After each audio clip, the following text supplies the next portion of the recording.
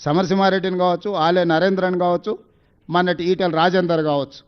ఈ పార్టీని కొంతమంది మిత్రులు అడవిలోకి పోయి తిరగడానికి పోయి దారి తప్పుతారు. అడవిలో నాకు అన్ని దారులు తెలుసు మీకు చూపిస్తారా అని ఒక ఆయన వస్తాడు, ఆయనే అజయ్ దేవగన్ కాల్ సినిమాలో. వాళ్ళకి దారి చూపించుకుంటే ఒకనొకని మింగేస్తుంటాడు. వాళ్ళకి తెలియదు దయ్యం తింటుంది అనుకుంటారు. చివరికి అర్ధరాత్రి పూట బావిలో నీళ్లు తోడడానికి వచ్చినప్పుడు వీడు నేను తోడిస్తే అని వస్తాడు. తోడితే చూస్తే వీడి నీడగా అనిపిస్తుంది కానీ వాడి నీడగా అనిపిస్తుంది. అప్పుడు గుర్తుపడతాడు, ఓహో దయ్యం ఇది ఉందని. పక్కనే వండుకుంటూ ఒకనొకని మింగుకుంటూ పోతుంటాడు కాల్ సినిమాలో అజయ్ దేవగన్. హరీష్ రావు కూడా అదే రకంగా కేసీఆర్ పక్కన చేరి రేపు ఈ పార్టీని కబలించడానికి అడ్డం వచ్చేటోళ్ళను, కేసీఆర్కు అండగా నిలబడేటోళ్ళను ఒకరొకరిని సాఫ్ చేసుకుంటూ మొత్తం హిస్టరీ చూడండి. పోయిన వాళ్ళందరూ కేసీఆర్కు లాయల్గా ఉన్న వాళ్ళే బయటికి పోయారు. ఆలే నరేంద్ర నుంచి మొదలు పెడితే దేశని చిన్నమలే కావచ్చు, విజయశాంతి గారు కావచ్చు, నిన్నటి మొన్నటి ఈటెల రాజేందర్ కావచ్చు, బయట వాళ్ళని అందరినీ క్లీన్ చేసిండు.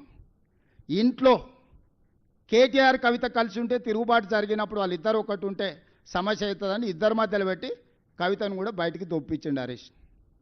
వీడు ఉత్త సోంబేరోడు, మీకు తెలుసు కదా. కేసీఆర్ గారు ఆరోగ్యం బాగాలేదు, వీనికి తలకాయ బాగాలేదు, ఆలోచనలు బాగాలేవు. ఇంకా హరీష్ దేవుంది ఒకటే స్టెప్, ఇంకా ఒక ఫైనల్ ఏమంటారు, ఇంకొక అడుగు ఉంది గంతే.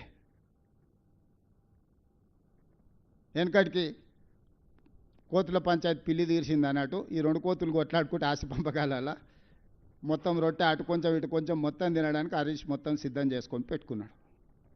వీళ్ళ తెలంగాణ రాష్ట్రాన్ని కాపాడేది, వీళ్ళ తెలంగాణ రాష్ట్రానికి ప్రతినిధులు, వీళ్ళ ఈ నగరానికి భద్రత కల్పించేది, వీళ్ళ ఈ నగరాన్ని అభివృద్ధి చేసేది, వీళ్ళ సమన్వయము, ఈ బ్యాడ్ బ్రదర్స్ సమన్వయము మెట్రో ఆపడానికి, మూసీ ఆపడానికి, రీజనల్ రింగ్ రోడ్ ఆపడానికి, రేడియల్ రోడ్స్ ఆపడానికి, ఫ్యూచర్ సిటీని ఆపడానికి, వరంగల్ ఎయిర్పోర్టును ఆపడానికి, ఆదిలాబాద్ ఎయిర్పోర్టును ఆపడానికి, వీటిని ఆపించడానికి బ్యాడ్ బ్రదర్స్ కోఆర్డినేషన్ ఏంది?